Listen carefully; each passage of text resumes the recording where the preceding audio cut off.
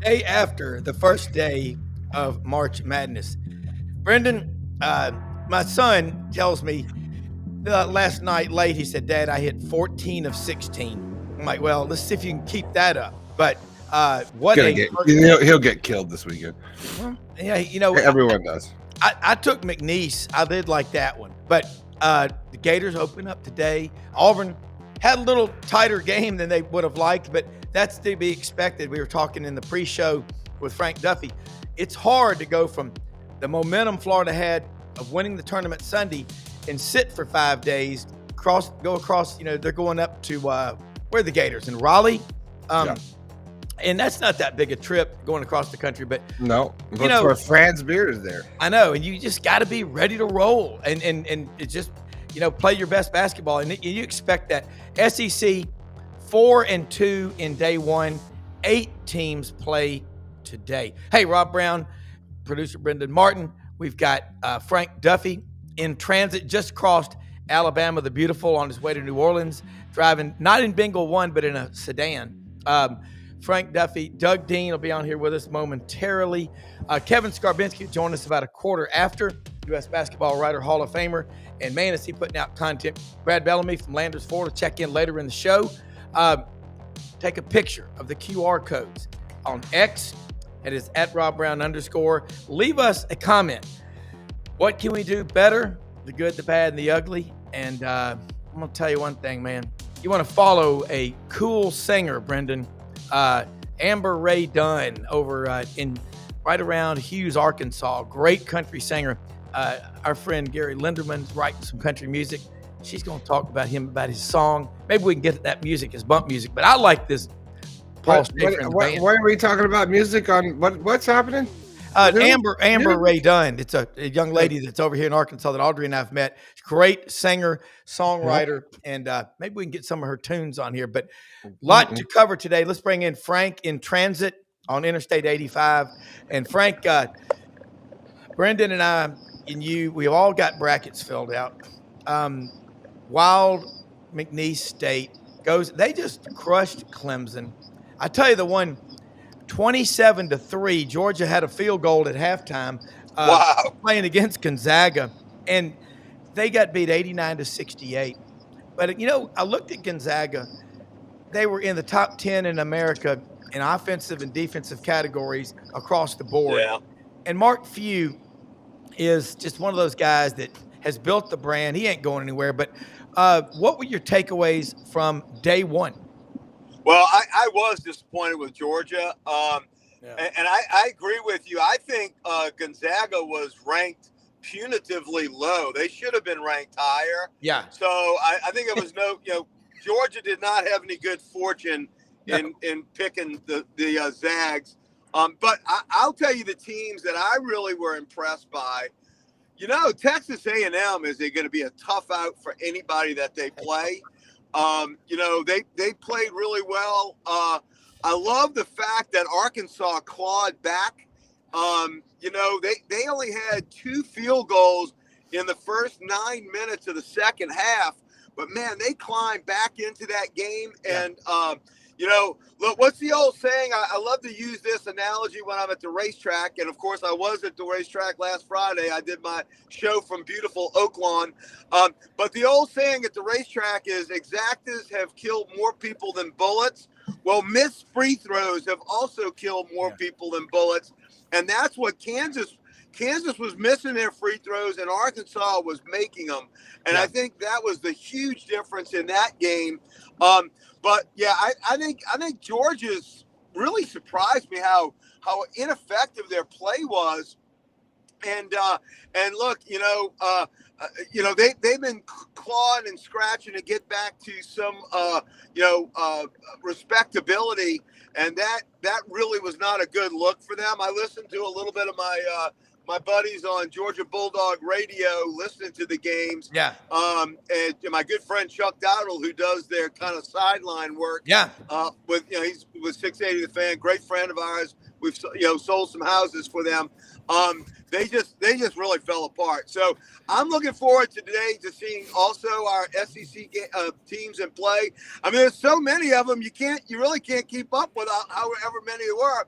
And Rob, I don't know if you remember, but yesterday I texted to you and Maury and Dave Tompkins and our good buddy Doug Dean that I'll bet you there's never been a session of a round one game, Thursday or Fridays of any tournament where there were 4 conference teams in the same conference playing during the same time session. We had 4 teams in that early evening session last night, and I'll bet you that's never ever been done before. It probably hadn't. And I tell you what was cool was John Calipari, Arkansas, Bill Self, Kansas, were on the staff, with Larry Browne in '88 when he won it all against Oklahoma. And then when John Calipari won his national championship at Kentucky, they were playing Kansas and Bill Self. And when Calipari was at Memphis, remember they were up by 9 with 2 minutes left, and Kansas and Bill Self beat them. So a lot of history there. Doug Dean in the Magic City checks in with us. And Doug, you watched a lot of basketball. And, I'm driving around. I was all over yesterday in my truck. So I'm watching, listening. And the texting, it can get a little bit crazy. But I will say this. Watching Auburn play, they got a big LOE stamp. Lack of effort, lack of energy, whatever, in that first half. But thank God for alpha male culture in that locker room and Miles Kelly, Doug. I like it. He this kid, can we let him play in Rupp Arena for 5 more games? Yes. God almighty. Miles Kelly is so funny. Shooters, they get it in their head where they're comfortable, the depth perception. You would think rims are standardized, wouldn't you? But you hear shooters talk about some rims are softer, kinder. What did Brando likes to say? The iron was unkind. Unkind. So, buddy Timmy B. He's a big LSU guy, isn't he, Duff? Yeah, he is. Yeah, he is. A great basketball guy. I mean, I love him doing football with like he was with Spencer Tillman and my good buddy Scott Alexander, whose show I do in New Orleans. Scott's one of their producers for the Big 12 and the Big 10 when they do those games. Where I think Timmy B shines is in hoops. Does a fantastic job on that. He's fun. So yesterday, congrats to the all the teams that advanced. But if you focus in on the SEC, that was a heck of a game. Arkansas and KU, and y'all were talking about, to me, and I've got a really good friend, Rich Rada, who's a big booster of Rock Chalk Kansas basketball in particular. And I gave him some space, didn't text or call him for a while. But, what just is not Kansas basketball is down the stretch when it's a 1 point. They must have changed leads 20 times in that game. But you cannot turn the ball over 5 or 6 straight possessions. And they had a drought for seemed like 7 or 8 minutes. And my buddy, who's very high basketball IQ, much more than I'll ever be, said, I will never understand why you're letting Dickinson, a big guy, dribble the ball that much. Now, Bill Self probably didn't like it, but that gets you gone. And, Calipari, I loved what he said after the game. He said, I know that inbound at the end looked funny, 2 timeouts. He said, I didn't care. I would have taken 4 timeouts if I needed to. And they finally figured out to take Boogie Fland out and put somebody in there and advise him. You can run down the baseline, but instead they did. I love what Duff called it. That was the castle move, right? On a chessboard. You think you know everything about sport, and I learned something that's doable. You can have another guy come out of bounds, take the ball, and it's deception. Reminds you of a football play, misdirection, and it gets somebody open. The teams that have to be nervous, you got to add number 1 overall seed Auburn, because Creighton looked like a machine yesterday. Yeah, they did. 7-1 Kalkbrenner and their guard Ashworth. Creighton went on a 12-0, might have been 14 or 15-0 run the first half to put it up 40-25. And at that point, it didn't matter that Louisville fans had taken over Rupp Arena, which I'm sure made Big Blue Nation a little unhappy. Yeah, I don't think they like that. But I think, Duff, I want, since you are our resident odds maker analyst, help our audience understand, I think I do, how Auburn could play so uninspired. Creighton could be the antithesis of that. Matchups and opponents matter. I don't think Auburn really had a lot of motivation to get fired up to play Alabama State, but that's no excuse. It's March Madness. But how is it Auburn opened a 10.5 point favorite over Creighton and it's gone down to 8.5?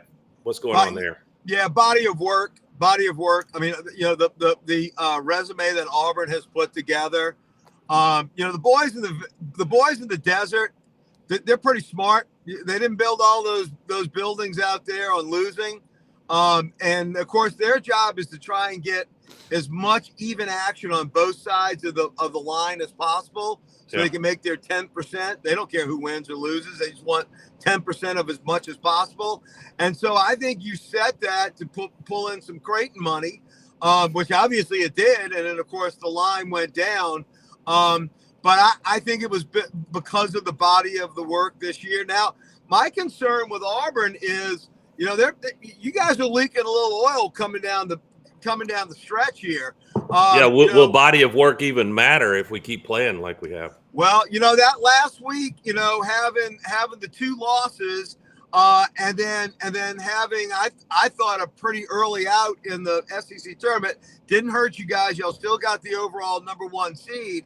So I think Auburn really has to gather themselves. And let me tell you something: the performance that Creighton put on will get their attention. But I do like Auburn in this game. I think the 8.5 is going to be a big number. But I do like Auburn, the ability for them to advance. I like a lot of the SEC teams. Tennessee looked good last night as well. I don't know why is everyone sleeping on Tennessee? I just don't hear that conversation. And we were talking about. I've got Tennessee in my Final Four. I'll tell you why, Brendan. And it's not fair, but Rick Barnes has compiled a bit of a resume that he struggles to have a deep run in March. And again, every season is one unto itself. It's singularly unique. Yeah, maybe trends are a reality. Certain matchups like Bruce Pearl seems to have trouble with Buzz Williams and the Aggies, and he could end up facing them if they can advance. Yeah.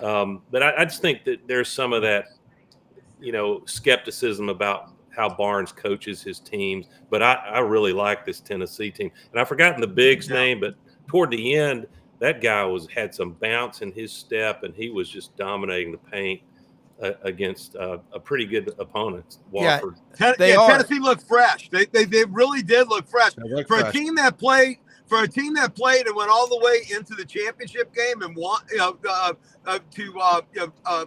the SEC play. I think they look one of the freshest teams in the SEC yesterday, in my opinion. Remember what they did to Florida? Yeah. I mean, they split with Florida, and then Florida. Yeah, but remember that the further they at one point, I think it was a blowout. I forget the score was by 30 or something. It was embarrassing. Well, they lost at Florida January 7th by 30. Then they beat them in Knoxville by 20, but then lost Sunday. But I'm just saying, if any team this year that has dismantled Florida and made them look bad, Tennessee probably has that. They can play defense. They can play defense. Yeah, I agree. I think Brendan, you got to be feeling ecstatic at the position Florida's in. It guarantees you nothing. And I would give a cautionary tale, not just to Florida. They're just an unbelievable team, but to all the hopeful SEC teams that are still have survived and advanced. The problem each team's going to face is that as you got into late February and early March, SEC teams had scouted the hell out of each other. And these coaches knew how to deploy. And all of a sudden, you get a team in there so well coached, like Dave, who's on your show a lot, Rob, had talked about. There's certain coaches that are game coaches, and you can give them no time to prepare, and they know how to move the chess pieces and how to get their team exposing whatever few weaknesses there are. But you know what I didn't see coming, and it's a real credit to Sankey and the SEC, the incredible hire of coaches. But there are at least 4 teams clearly. Florida, in no particular order, you can rank them however you want. Auburn, Tennessee, Alabama, and I don't mean to be unkind to Aggie fans. Maybe they'll make a big run, but all 4 of those and maybe more will consider it a failure, a disappointing season if they don't at least make the Final Four. And I would say Florida is going to consider it a failure to a degree, probably not fair, if they don't cut the nets down. Do you agree, Brendan? Yeah. Sorry, Doug. I totally agree. And I was just about to say that you hate that you hate going in when you were kind of the underdog all year and kind of like the unspoken, and now you're kind of the talked about. You kind of want to come in, I know, and I don't like that. And Florida in the past has not performed well in this situation, basketball wise, in the dance. They liked it, kind of poop the bed in the first round with teams, and so. Talking about Auburn and making the comparison, I just feel like you got to get that first one off your backs. Excuse me. Bingo. You got to get the schneid off your back and just be like, oh, wait a minute. Okay, we're Auburn. Okay, we're here. All right, we survived. And always that team starts to, to sort of wake up because you have to. It's a whole new season now, right? Well, and you know what? You can't orchestrate these things, but sometimes in coaching, if you get this gift as a coach, and in the weirdest of ways, I'm probably reaching here. This is confirmation bias, Duffy. I'm wishful thinking all that I can. But since Auburn played so uninspired yesterday, and he's already working. Stephen Pearl, the post-game interview he had on Auburn Network, I heard it. He was blistering his own team. This was embarrassing. The effort was ridiculous. We need more from our guys inside. We need more. He called out several players. So Bruce has that gift to really get in the face of his team this 32 hours we have left. And that doesn't mean Creighton may just be better than Auburn by the time they play. But I'll tell you what is going to happen. Louisville fans have gone back to their zip code and freed up a bunch of tickets. I'll be real surprised if you don't see a pack of orange and blue in Rupp Arena tomorrow night. Yeah, and we will. Let's say hi to Kevin Scarbinski. Scarbo Knows launched a great new show on this channel. Love it. And U.S. Basketball Hall of Fame writer, the only one ever from Alabama. And Kevin, a lot of talk. I mean, I think people were. So I was not surprised. The first game in the NCAA tournament's like the first time you're riding a new horse. You're kind of scared. The horse knows you're scared. And once you go around the yard a couple of times, you're okay. The second half, Auburn came out with a sense of urgency. And Doug and I were pointing out, Doug said, can we just let Miles Kelly play every game in Rupp Arena? But, Kevin, what were your takeaways from yesterday other than maybe a sore back from being curled up in the big chair in the den watching all these games? I do it on foot. I can't sit still. Well, Kevin, hopefully he'll be back. Yeah, there he is. Good morning, everyone. Yeah. Good morning, Kevin. And you know that those shooting shirts that every team wears, they're distributed by their shoe companies. They always have a slogan. And Auburn's slogan, courtesy of Under Armour, is "Doubt Us." Mission accomplished. Mission accomplished. Correct. I'm doubting him. Holy cow. I bad. picked them to win the whole dang thing, and they went out and, as Stephen Pearl said so eloquently, produced an embarrassment. Yeah. And look, this is no excuse. There is no excuse for that performance yesterday. This is a veteran team. They go to the NCAA tournament every year. They've got a bunch of guys that are just about old enough to rent a hotel room themselves and rent a car. I mean, if it were a bunch of freshmen, if it were Duke, if Duke came out like that, they've got a bunch of young guys. They're going against a grain. All of these older, veteran, experienced teams with transfers from mid-majors to high majors, like Florida, like Auburn, like Alabama, you expect them to come out on fire, and especially after the way Auburn closed the regular season, losing in the semifinals of the SEC tournament to Tennessee. 3 out of 4. And yet, we saw some of the same problems. Free throw shooting. Free throw shooting is a lack of concentration 56%. as much as anything. They missed 14 free throws. That was a repeat in far too familiar after the Tennessee game in Nashville. Turning the ball over, careless turnovers. And I give Stephen Pearl credit. He called out after the game in that almost unprecedented post-game radio interview with Andy Burcham. He called out Janai Broome, and he called out Chad Baker-Mazara. Yeah, we need more. Neither one of those guys had their mind on their business yesterday. Yeah. I don't understand it. I can't explain it, Kevin. I'm not sure they can. I'm not sure Bruce Pearl or Stephen Pearl or anyone else on that staff or on that team could explain it. Dylan Cardwell, in a much kinder, gentler way, went on that post-game radio show and said some of the same things. We're not playing hard. No. How is that even possible? His exact words, sorry to interrupt, but helping you out. He said, and I like this. He said, we didn't play pissed off. And that, the teams, to me, that characterizes what it takes to advance in March Madness. You got to play pissed off like somebody slapped your mom in the face and you're going to get in their grill. And that's the personality of this team. Here's hoping that Bruce is a master psychologist leading up to tomorrow night, or it could be an embarrassing early exit. Yeah, and I don't like the body language of Auburn. Chad Baker-Mazara and some of that walking up the court. That's why I didn't pick them in my Final Four. Look, y'all, you know where I stand, where I graduated from. But you can see it, lack of energy, lack of effort, whatever. In fact, if you don't have a sense of urgency now, Miles Kelly was very candid too when he said, we got some guys on this team that normally bring it, and they didn't, so I had to go make it happen. Let's let him play every game at Rupp Arena. What I don't get is, you ask yourself, you see this in other sport, football, and the teams that have so much success regular season and they get a trophy, and Auburn has done that, which is a historically amazing season in what is being called the toughest conference in modern era history, at least. But is this team satisfied?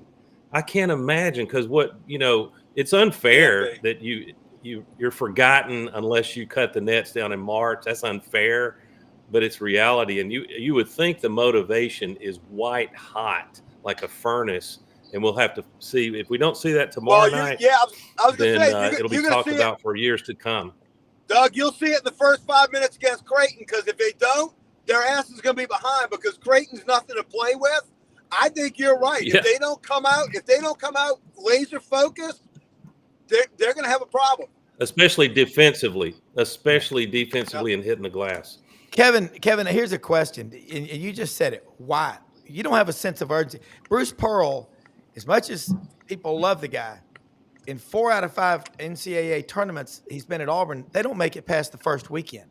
And Maury Gaston just pointed out, New Mexico State, remember that first year, New Mexico 79-78. The first one's hard, but he's got a point. What do you think happens tomorrow? What can Pearl tell them at this point that they should already know? Well, I don't know if my predictive skills would be very effective at this point, because I thought yesterday we would see them come out with their hair on fire. Yeah. I thought yesterday they would want to come out and make a statement and put Alabama State to sleep in the first half, in the first 10 minutes. Yeah. They didn't do that. Alabama State outfought them in the first half in particular, with the exception of Denver Jones making an incredible hustle play, going to the floor for a loose ball and making an unbelievable pass while prone to Miles Kelly on the left wing for another three. And that's how they separated a little bit, got out by 10 and a half. That was an incredible play. Yeah. So we shouldn't indict everyone on the roster. Fair. Because Kelly played great. We saw good things.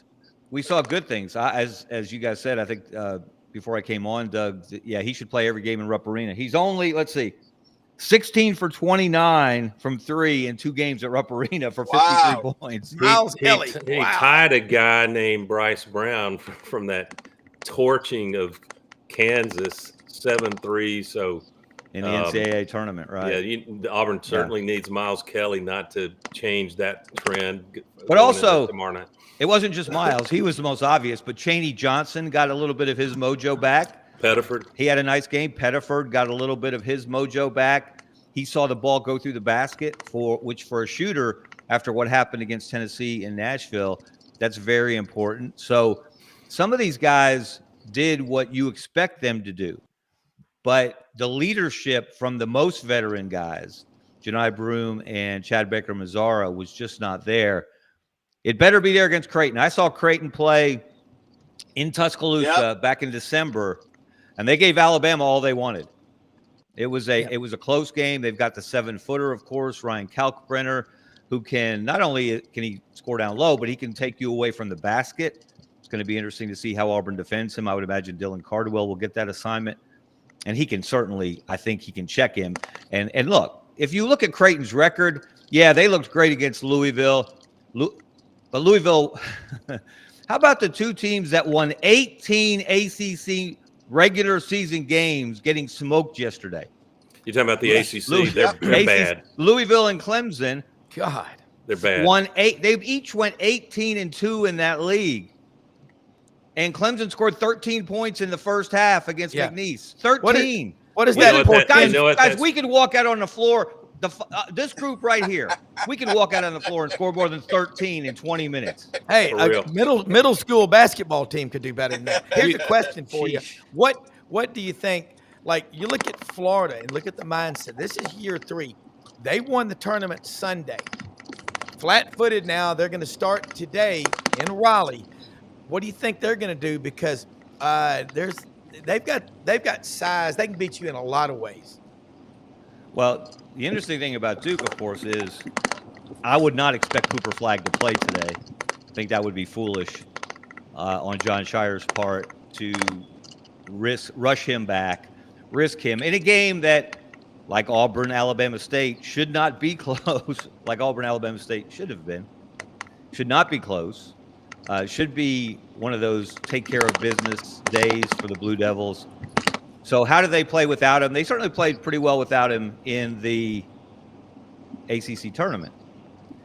But again, asterisk, it was the ACC tournament. It was the ACC. So I don't know that we're going to learn a lot about Duke today. But there are some teams we are going to learn some things about, particularly in the SEC. And North Carolina, all of a sudden, is the great sky blue hope for the ACC after the way they looked against San Diego State in the first 4. They played pissed off. That's going to be a good game with Ole Miss.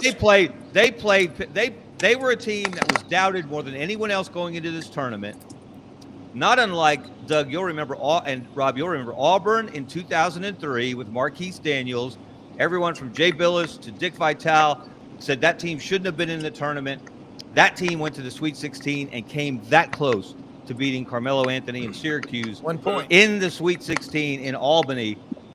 Marquise Daniels had an unbelievable game that day. And then Syracuse, of course, went on and won the national championship. So North Carolina against Ole Miss, guys, that one's fascinating to me.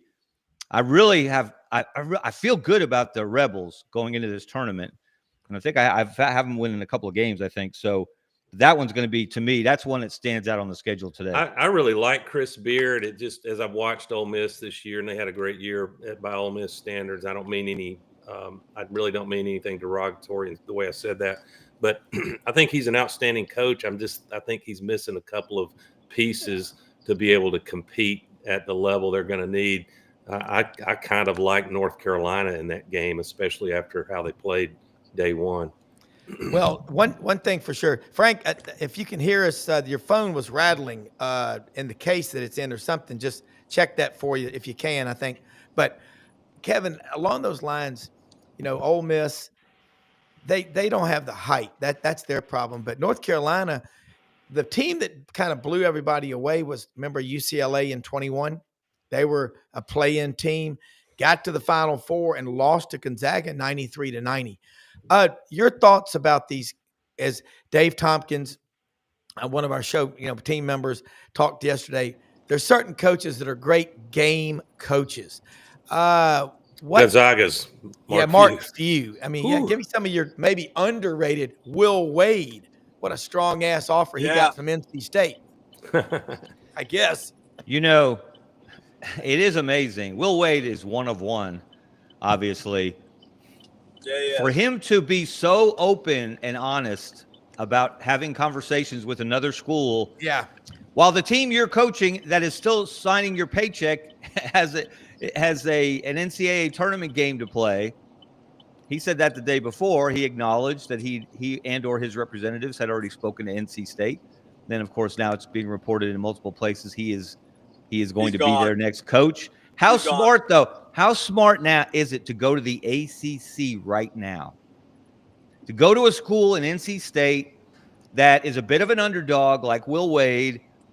They're number 3 historically behind Duke and North Carolina in the research triangle, but they've won national championships under different coaches.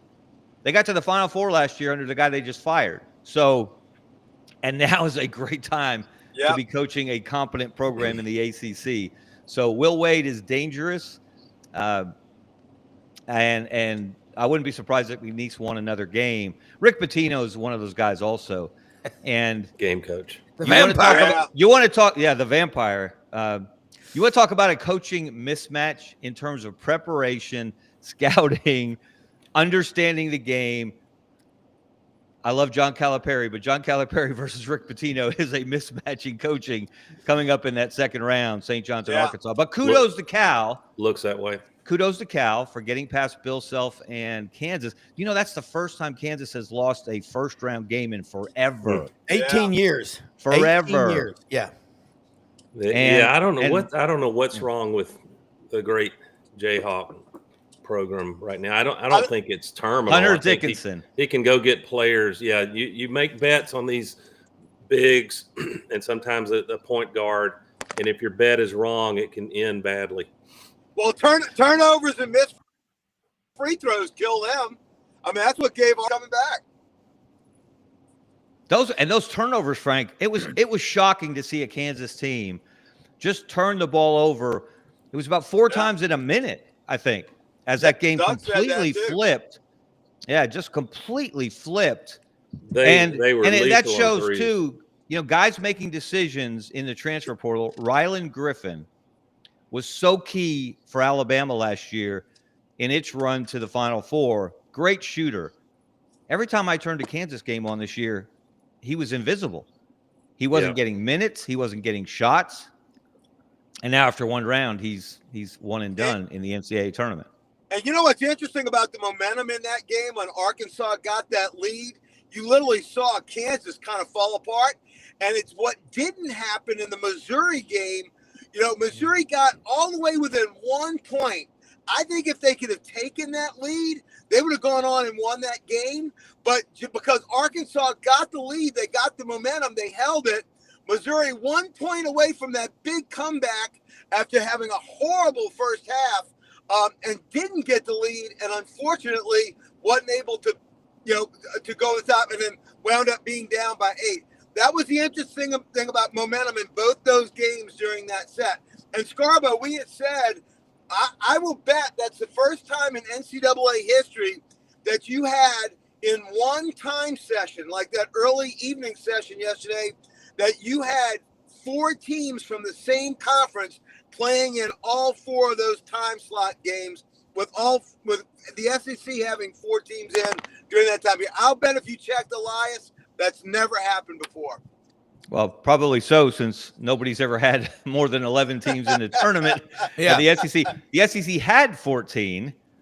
Yeah. That's now been cut in half, obviously. But how about the dude from Drake, and how about the poise of Drake? As you said, as Missouri's coming back, here's this big bad SEC team that hung 100 on Alabama a couple of weeks ago in Columbia. They're having trouble scoring, but they're coming back. They're cutting into the lead. Drake never blinked. No. They never faltered. And how about Bennett Sturts? Yeah. That dude, the last time I saw him, it was playing Ollie in Hoosiers. That's right. And, hey, Kevin, with the underhanded free throws, and that guy was the best player on the floor. We would be remiss if we didn't talk a little about Mississippi State and Baylor. Baylor wants a rock fight, and that's to me a really athletic Mississippi State team. I'm in my bracket. I've got Baylor. I want Mississippi State, Hail State.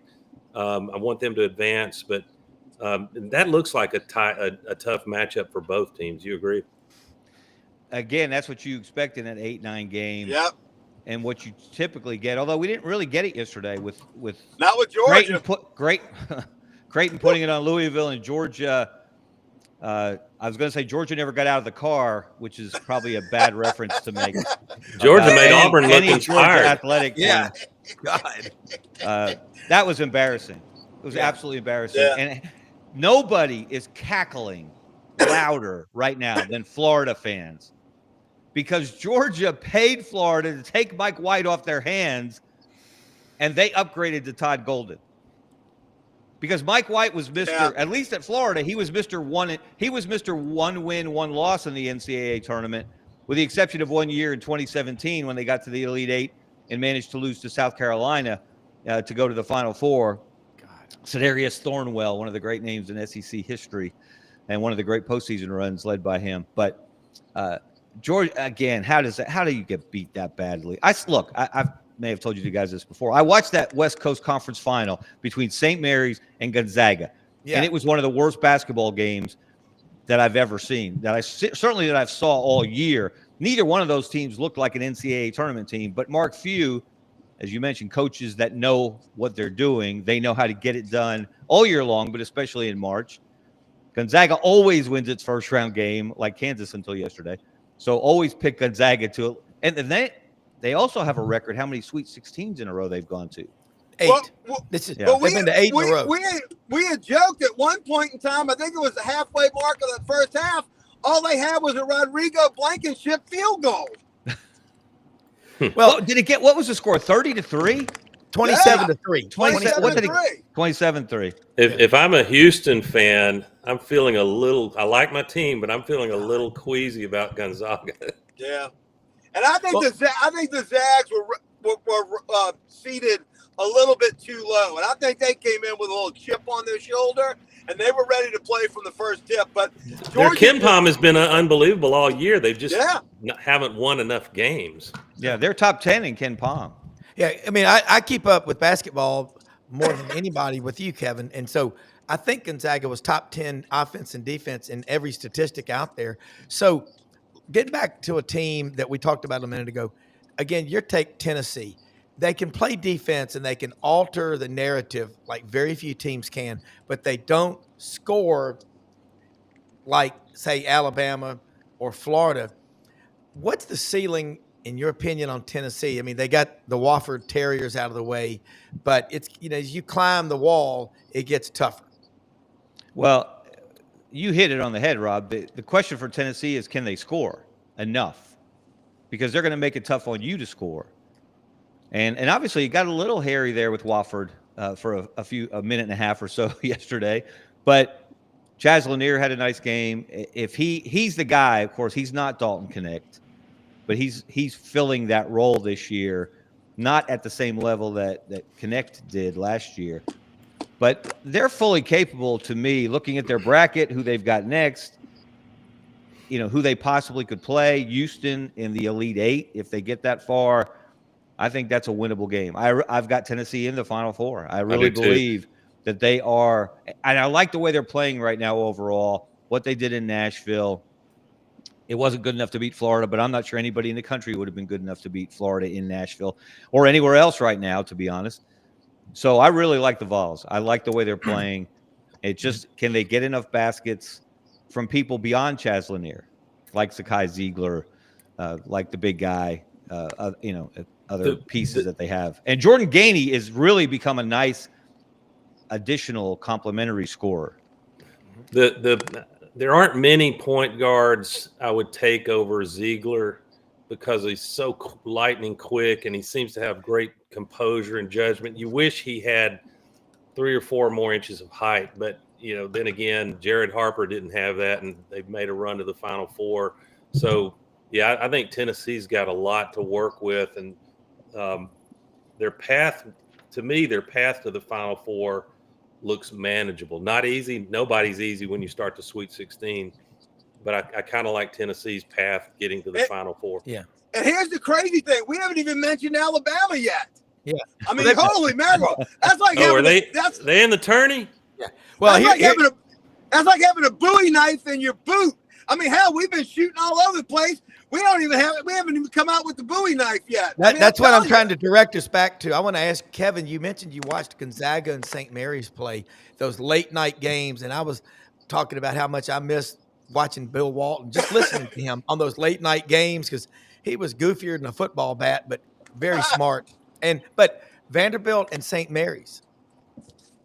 Yeah, this is one of those, styles make fights. Very, very different approaches to the game. I love that quote. St. Mary's is going to want to slow it down, make it an arm wrestling match. Vandy, of course, wants to get up and down. Yeah. People have forgotten it now. So much basketball has been played since, but Vanderbilt made Alabama sweat in Tuscaloosa. Yeah. And they can knock down to three. They got a number of guys that can make it. And I think I like Vandy. I picked Vandy. I've got an SEC bias, obviously, having seen this league up close so much this year. But that's a tough one, because if St. Mary's imposes its will and that game is in the 50s or 60s, like Drake and Missouri would rather that game be in the 80s or 90s, and Drake made it their way. They made Missouri play their way. They slowed it down, dragged them down, and that's what St. Mary's wants to do to Vandy. But I have a feeling it's all about, if Vandy's hitting their threes, that's a game that they should advance in. But Alabama, let me make this. Here's a fun fact, guys. In the entire history of the state of Alabama, and there have been some great basketball teams, players, coaches, some great runs in the NCAA tournament. One coach, the coach who's won more NCAA tournament games than anyone at a school in this state, is Wimp Sanderson. He won 12. He got to 6 Sweet 16s. How about that? In 12 years as a head coach. So he won 12. You know who's second? Nate Oates with 8. Wow. Wimp did it in 12 years. Nate Oates has done it in 4 tournaments. He's gone Sweet 16, Final Four. The last 3. And I'm sorry, there was a one and done there in 2022 against Notre Dame. His worst team since his first team in Alabama. But he's won 8, and now Bruce Pearl's won 8 with that game yesterday. But this is Bruce Pearl's 6th NCAA tournament at Auburn.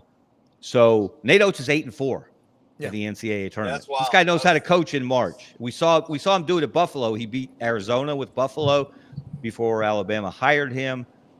He knows how to win games this time of year. So watch out for Alabama making another deep run. Kevin, you have, all of us are rooting for Cooper Flagg, Grant Nelson, any of these dinged up players to be as close to full go as they can, because they work too hard to not deserve that. Do we have any intel on the health of Grant Nelson's knee? My understanding is that they may try to, if they're able to get a lead today, to try to limit his minutes, but he should be good to go game 2. Anybody have intel on that? Yeah, it's the patella tendon in his knee that he strained. I forget the exact terminology. So they were lucky. They were concerned it was an ACL after it happened. Fortunately for him and for them, that's not the case. This is, again, these are the games like Auburn and Alabama State. You shouldn't have to have your full rotation for 40 minutes. Yep. You should be able to jump ahead, get a comfortable lead, get some other guys minutes that you may need down the line, and let him rest another game. Now, Robert Morris is interesting. They have one of the best Alabama high school players in recent history on their roster. Cam Woods, he played at midfield. He won a state 3A championship at midfield, was the 3A player of the year in the state. Then he transferred when his coach, one of the best high school coaches in Alabama, Darryl Barber, went from midfield to Pinson Valley, went from 3A to 6A, and Cam Woods won, and Pinson Valley won 2 state championships in 6A. He averaged 38 a game. He was the 6A player of the year. So that you think Cam Woods isn't going to want to put on a show against Alabama today? So that's going to be really interesting.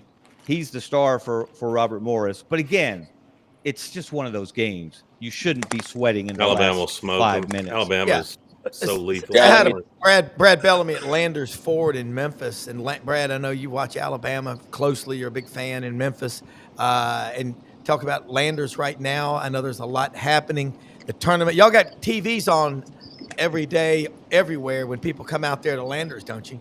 Yeah, of course. I mean, who doesn't have a TV on right now? It's the most unproductive 2 days in all of the American conference, right? That's right. So, Y'all get back to work. Yeah. Get back to work. we had a really good day yesterday, and had some customers in the lounge watching some of the comeback of the Clemson McNeese game, and I mean, talk about a crazy last 8 minutes of that game. Of course, putting up 13 points in the first half was also crazy, but man, it's going to be a beautiful day today and tomorrow.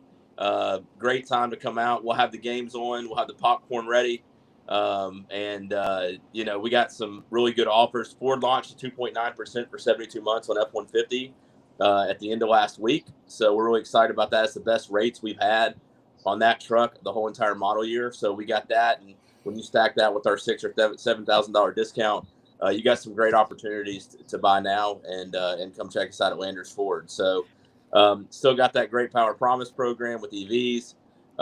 24 expeditions. We're dwindling down to the last few. Got huge rebates and discounts on those. So here to take care of everybody. So last week, Rob, sidebar from basketball, as some of you know, Frank has decided he's going to start owning horses, and I was at the sports book on Friday morning at the Oaklawn Casino and Racetrack, and all of a sudden I hear Brad, and I'm like, who is calling my name? And it was our boy Frank Duffy. Yes, sir. In a sports book. Absolutely. I'm Get ready to surprised. watch our Shocking. basketball. I'm shocked. My wife was like, why are there so many people in the sports book right now? There's not even a live game going on. And I was like, Amy, they're all waiting to get to the horse track. I just hope Duffy remembers us little people when he's famous with a thoroughbred. Shit. Well, so the best part about the whole thing, that the night before we get the program for the next day, and I'm looking through the different races, and I see this horse named Nip It in the Bud. Well, my wife and I have had this big debate over the last month about it being Nip It in the Bud or Nip It in the Butt. I am correct. BUD, Rosebud. It is Nip It in the Bud. But Yes. she continues to say it's Nip It in the Butt. And I said, Amy, we got to bet on this horse. And so I see Frank, and he's like, yeah, I got a horse run today. It's a 2 horse in the 10th race. Your horse is Nip It in the Bud? Are you kidding me? What are the How odds do you of know that? my horse's name? I said, dude, it's been an hour-long conversation between my wife and I about betting on that horse. And I have a flyer I gave Duffy on, because this is what English majors do, on the offspring of this great horse needs to be It's named a great name. named Barney's Bullet. And if you haven't Oh, watched yeah. enough How Andy cool Griffith, is that? Yes. So if this filly, when she gets off the track, and she didn't finish as well as we'd like, but she looked good. She looked like a pro out there, so we think we've got good things coming. But if she ever gets off and becomes a broodmare, if she ever drops a colt, Barney's Bullet is already stenciled on the halter. So we are ready to go. my attorneys will work with you on that copyright. I love it. Bernard P. Fife. Kevin, That's you know, right. Brad follows, and I can tell you, the dealership today will be buzzing at Landers Ford, Poplar, and Houston Levy with people. Memphis plays at 2:00 today. 1 o'clock. 1:00 Central. Yeah, 2:00. Yep. All these times are Eastern. We're getting, but Kevin, what do you have any surprises? You pay attention to basketball all over the country. You think Memphis can make any kind of a run this year after what Penny had to get a whole new staff before the season, and they still won 29 games? It's pretty damn impressive. Well, first of all, on that point, I give him credit for making those staff changes. And one of the most underrated coaches that I've ever dealt with is Mike Davis. You know, Yeah. Mike was in a no-win situation at Indiana after Bob Knight, and got him to not only the Final Four, but the national championship game in Atlanta. Yeah. They lost to Maryland. And then a couple of years later, he takes the UAB job. And it was a tough ask following Mike Anderson, who had some nice NCAA tournament success with the Blazers. And Mike did a really good job at UAB. He just couldn't get it done in the postseason. And he couldn't beat Memphis. He came closer to beating Memphis until Tennessee did it in that 2008 season. Yeah. In one of the most unbelievable comebacks. UAB was up 7 with about a minute and a half left here in Bartow Arena. That place was filled to the ceiling. Yeah. And Memphis made an unbelievable comeback. Chris Douglas Roberts. Yes. You guys don't remember him. CDR. Led the way. But Mike Davis is a great veteran old head to have on your bench because Mike's seen it all. He doesn't get rattled. He's very calm. He's a really good strategy guy. He's good with the players. So that's the kind of smart move that a head coach makes, is bringing in a veteran like Mike Davis. And you're seeing the results. I know people are down on Memphis. I know people still don't think Penny can coach. I would disagree. And I'll tell you what, guys, I've seen that Memphis team. I saw him in person here in Birmingham against UAB.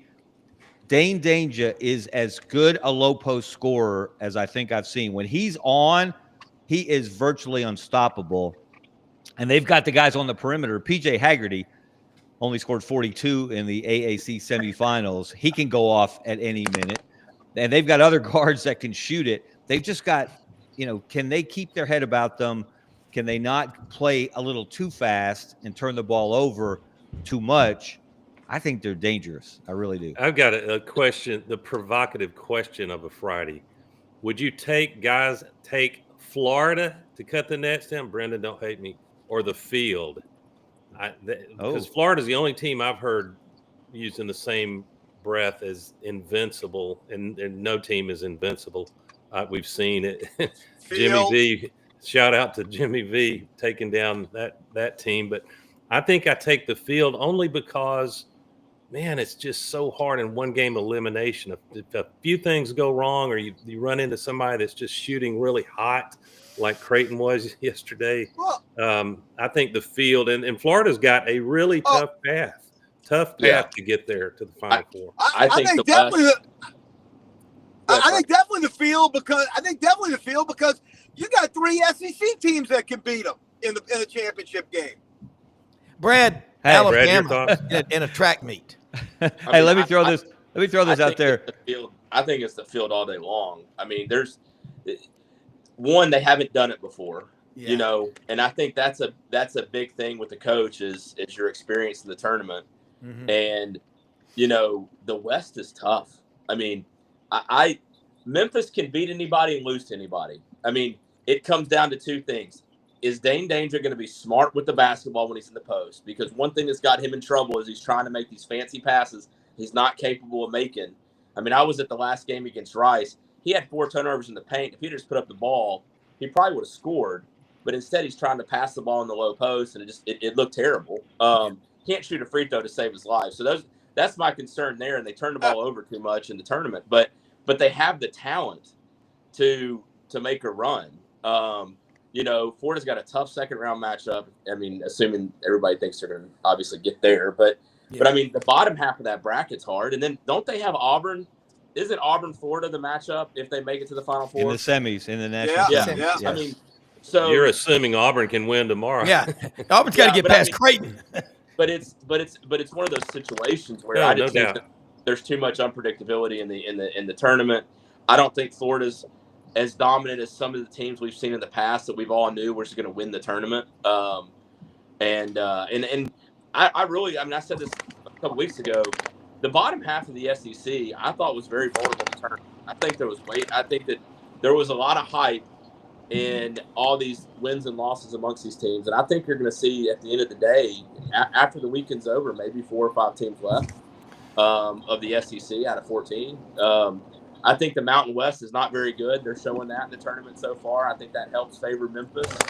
I don't know how much stock you put in things like the NIT, but some of these other conferences have shown that they had some talent there. I am a little bit nervous about Robert Morris because that league has played well in the tournament. The champion of that league has done well. Oakland University's done well in the tournament in years past. And and Robert Morris, and then went to overtime in the semis of that conference tournament. So I'm a little bit nervous about the Robert Morris game. I think the 15-2. We've seen it happen a few times here recently where they knocked them off, and I don't know how much an early start favors a team like Alabama. Bob Morris, the dangerous Bob. Man, that is really showing respect to your opponent to be nervous on that. Not that you think Alabama could drop that one, but that shows you Brad understands how dangerous March Madness is. I think, to me, and I'll draw some heat on this, but after you see Louisville and Clemson, thanks a lot for my bracket, Clemson. I drank the Kool-Aid, and Brad Browne. Sons of bitches. I mean, those thick ankles. They could be a Big Ten team, but I think you have to say potentially, or at least it's a storyline. Is Duke overvalued because of their logo? We all know Cooper Flagg's unbelievable, and hope he's well. But I think they're possibly overvalued a little bit, and we will have a read on that in one or two games. But I don't know that. I'm not so sure Duke even makes the Final Four. Kevin? Brad mentioned it. A game that I think is going to be very interesting to watch today. Every Florida fan is going to be an Oklahoma fan because Oklahoma plays UConn. Yeah. And I can't tell you, and it starts with my sons who are very nervous about a second-round game between Florida Danny and Hurley. We know what they're capable of in the tournament. Obviously, they won the last two. Last year, I'm not sure about 23, but I know last year they won every game by double digits. They weren't challenged. Oh. Alabama came the closest to challenging them in the national semifinals, and eventually the Huskies pulled away. But if UConn runs Oklahoma out of the building, there are going to be a lot of nervous Florida people on Sunday. I'll tell you that. You know what? UConn is working on a three-peat. Am I right? Yeah. Yeah. It's not going to happen. Like I just said, they won 2020. In 2023, they won it. They weren't quite as dominant, and they weren't expected to win it going in. Yeah. Last year, they were expected to win it, and they looked like the team that was expected to win it because they ran through this tournament like they were head and shoulders above every other team in the country. Yeah, and here's the question. UCLA in 1975 had won 7 national championships in a row. So UConn's got their work cut out for them for that kind of a run. But we talk about those game coaches. That's what Danny Hurley is. And, I mean, look, his dad, the legend at St. Leo's, coaching in Baltimore. And St. Anthony's. St. Anthony's in New Jersey. Get your Saints right, yeah, Rob. That's right. St. Anthony. I'm sorry. My apologies. It's Lent. I should know better. But that I think y'all are right. I mean, and again, Brad, Kevin is the only U.S. Basketball Hall of Fame writer from the state of Alabama. He was inducted 2 years ago in Houston at the Final Four. But that basketball minutia that you have, Brad, we need to get the tip-off club in Memphis. I would love it to have Kevin as a speaker. It would be phenomenal. But you pointed out about Mike Davis bringing a veteran hand in like that. That is, we all know about Penny in Memphis. You know about these coaches at different places. Brad Brownell, he's the longest tenured basketball coach. And again, Kevin, you pointed this out this week, 13 years at Clemson.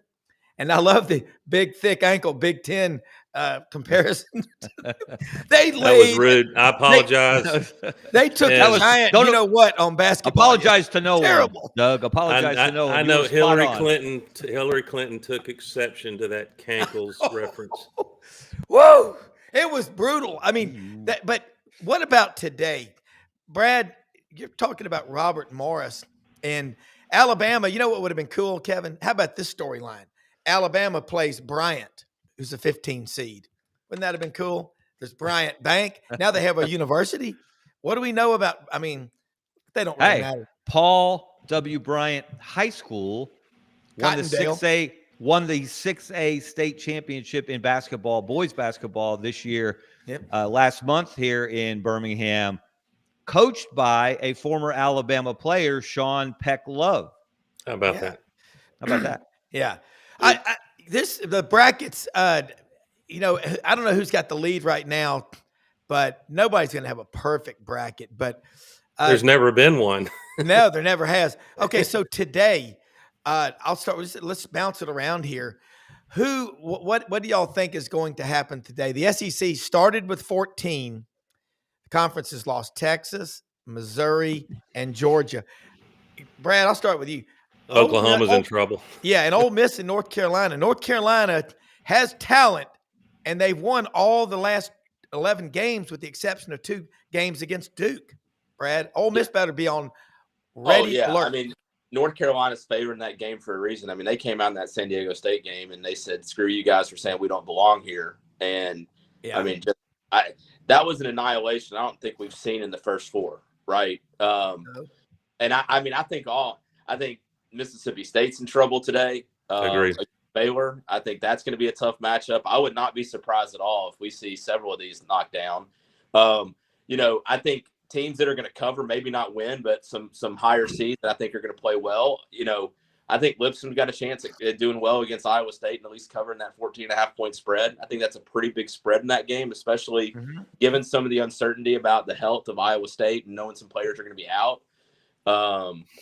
I think the Akron-Arizona game could be an interesting one too. How good really is, Arizona's been kind of a Jekyll and Hyde team early in the season. I mean, they beat Duke at home, gave them that blemish, and then kind of struggled a little bit in the Big 12. And then I was surprised that they were seeded as a 4. I thought they were going to be a little bit lower than that. But I mean, every Florida fan's rooting for Oklahoma right now, for sure. I mean, because you didn't want to play Gonzaga in the second round. You don't want to play UConn in the second round. And quite frankly, Oregon's been pretty good too at getting to the Sweet 16. So, I mean, I'm excited about today. Obviously, it starts early with the Alabama game and Memphis game. And I do feel good about the Tigers. I mean, I think that the Mountain West has been so bad. And I mean, they had 4 teams in the tournament. And none of them really been close. Yeah. And so I hope that Memphis can get it done. And if they do, I mean, I think that second round matchup is going to be super interesting. Although Grand Canyon could do something against Maryland too. I do think a 13 or a lower seed is going to win today. Brad, I don't want to tell you how to do your marketing, but it's probably good for business for you to pick Ole Miss over UNC. Yeah. Oh, especially considering Don Kitchens, owners and partners, Don Kitchens was a hated Ole Miss team. He's a linebacker that beat Notre Dame back. I mean, come on. Yeah, no.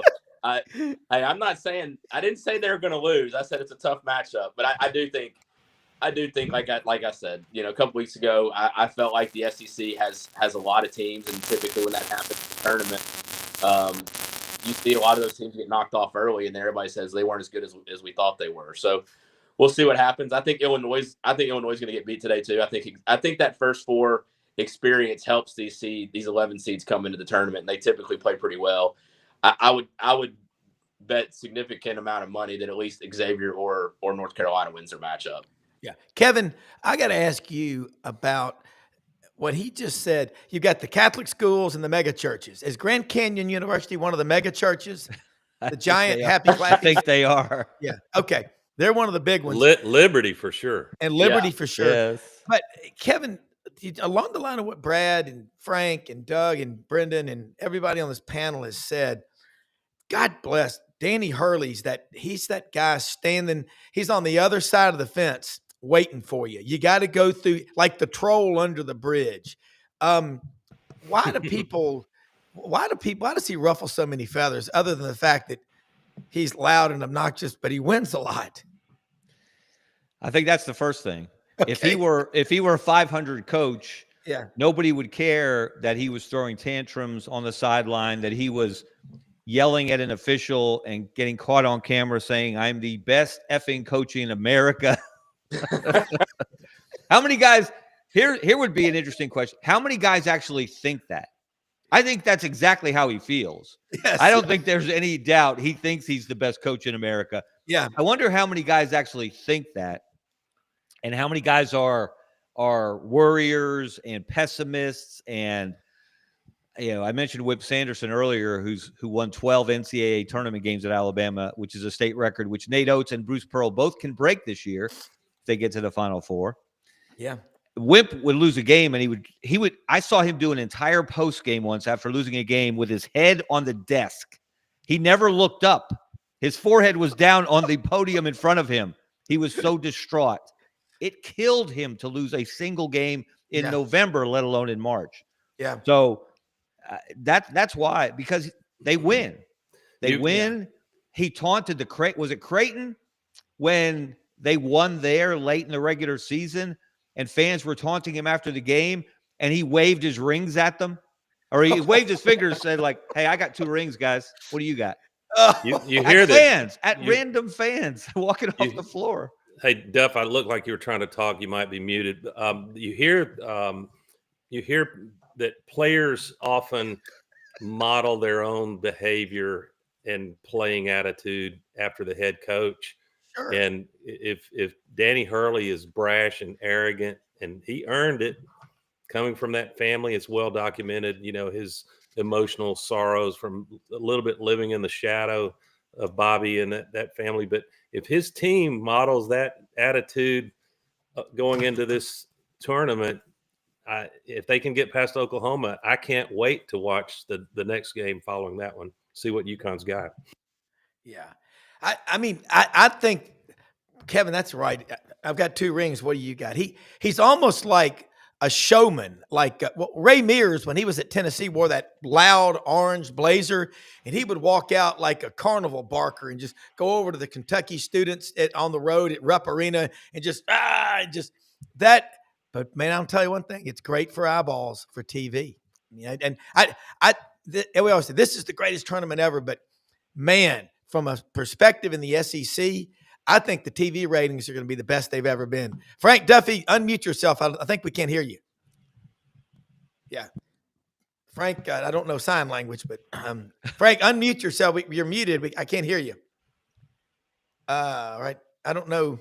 Hope I don't want him to wreck, but all right.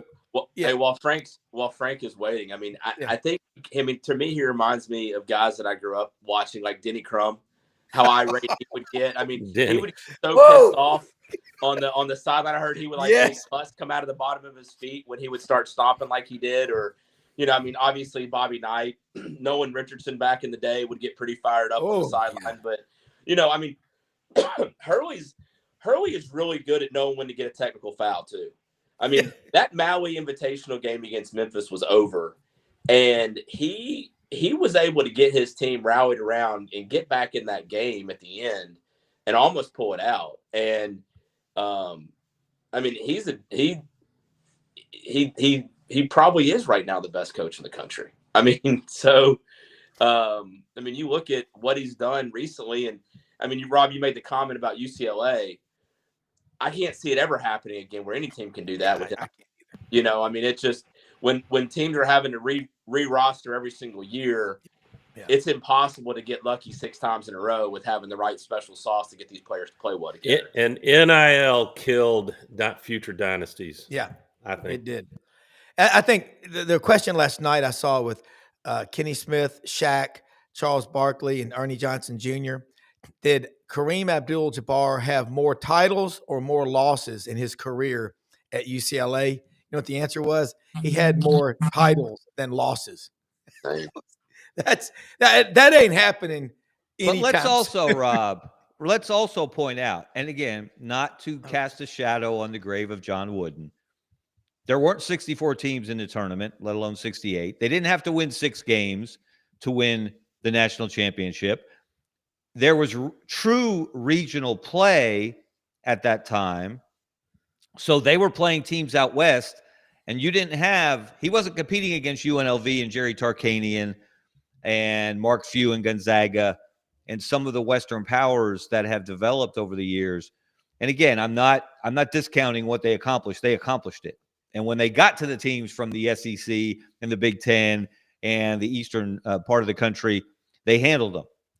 So, but let's also keep it in perspective. That's another reason why you'll never see a run anything close to that. It's just harder now. You got to win 6 games, 7 if you come out of the first 4. That's so tough to do, and to do it back to back as UConn did is extraordinary. And the recruiting footprint is national now. It's not like it's Memphis State had some good runs back then, and it was all kids from Memphis, right? You were able to keep all your local talent home. Yeah. If you took different cities in the country and said all those guys are going to go to one school, yeah, you'd see pretty amazing basketball teams in some of these cities. But the problem is with NIL and with the region, with the national footprint, all those guys would have all gone to UCLA. They couldn't. We'll bring in Frank. We're about to wrap up. And along that line, Frank, you remember John Brady talks about that Final Four team in 2006.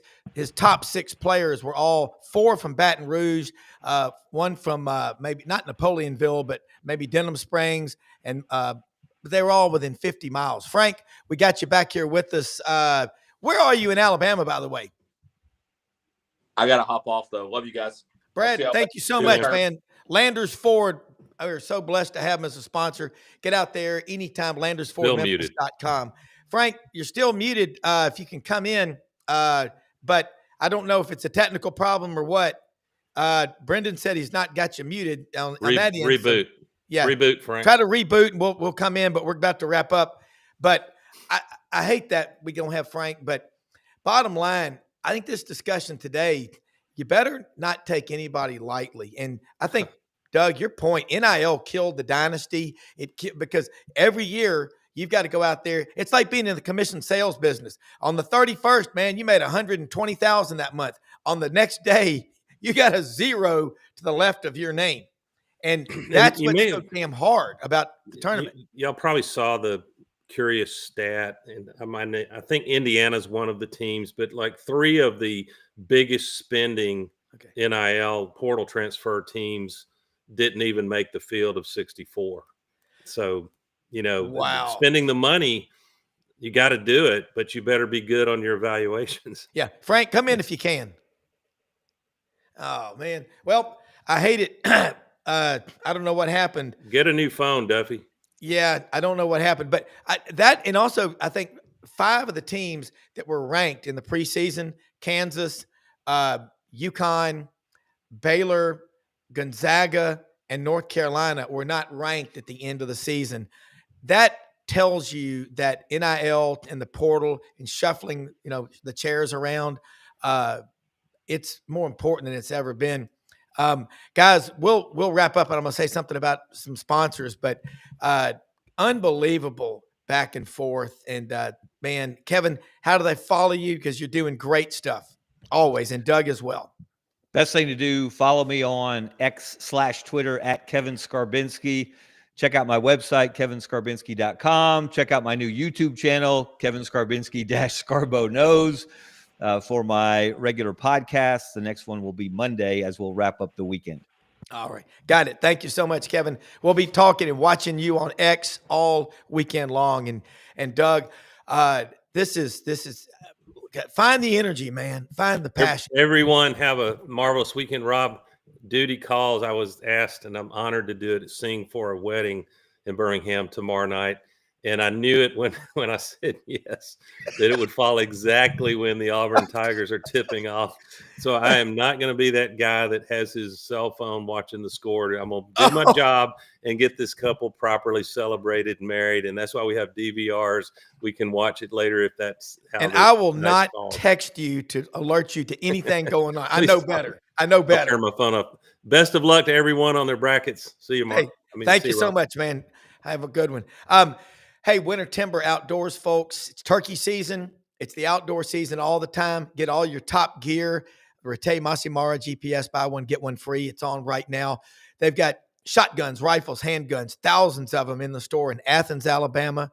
They're building a new one in Auburn, Alabama, and they're going to grow throughout the footprint that is the Southeastern Conference.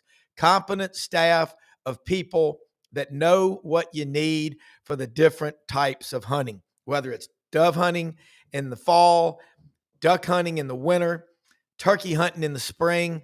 They've got it all. Yeti coolers, Sitka gear, Dixie decoys, and they've got the St. Nick's knives. And I love these people because they're Southern and they're Southern owned and they're growing. And hey, you can be from anywhere in the country and order online at Winter Timber Outdoors in Athens, Alabama, open every day of the week. And get your gear on, head out there to Hewlett and Dunn Boot and Clothing Company on the historic square.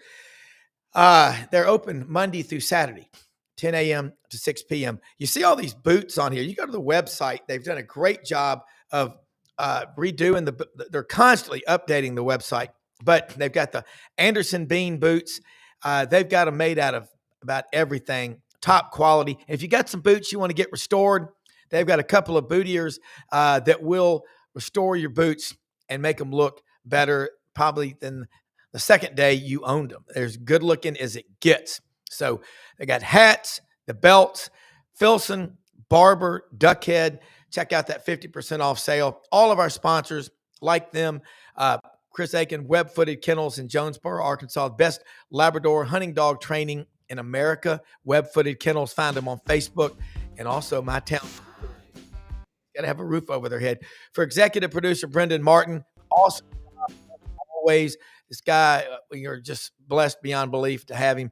For all of you watching, remember, most often we see the face of Christ in the least among us. It is a great day to go out and help other people. We can't do everything, but we can all do something.